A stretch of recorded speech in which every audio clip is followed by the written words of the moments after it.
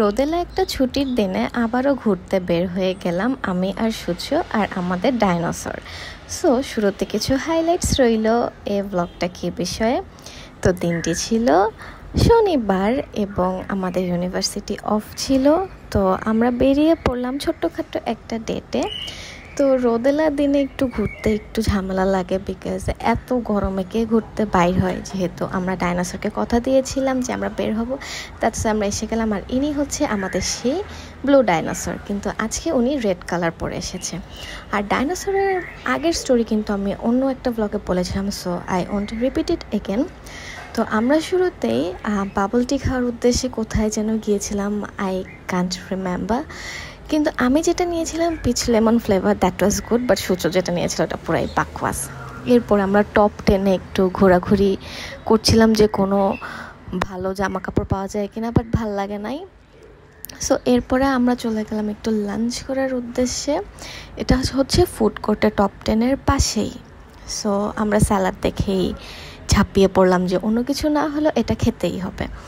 So আমি first একদমই একটু একটু করে নিচ্ছিলাম, কারণ ইউ নো হোয়াট, আমি একটু হেলে পেট ভরে যায়। আর সবসময় আমি হচ্ছে কি যে হোয়াইট সস পাস্তা নেই, পরে মজা পড়ে না, এই জন্য আমি একদম একদম একটু নিয়েছি টেস্ট করার জন্য। Turned out it was good. আর জেএফপির এই সালাদের যে কতগুলো আইটেমস আছে একদমই মজা না, সেই জন্য আমি আর কি এখানেও বিলিভ করতে পারি নাই।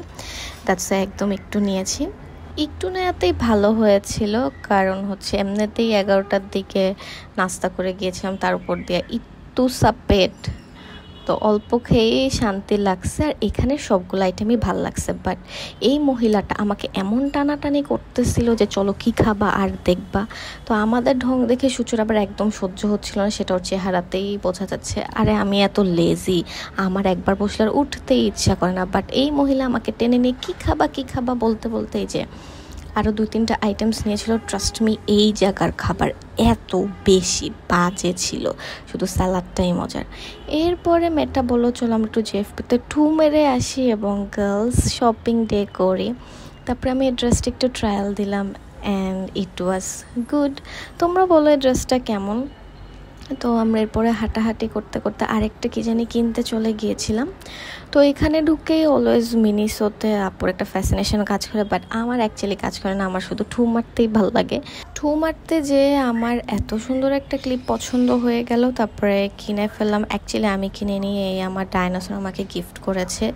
আর সূচককে দেখো সবাই এত ফানি লাগতেছে যে এটা কি পড়ছে কে জানে, আমার তো দেখে প্রচণ্ড রকমের হাসি পাচ্ছে। তো ওয়েল, আমাদের girls day out ends here. সবার আশা করি ব্লগটা অনেক ভালো লেগেছে।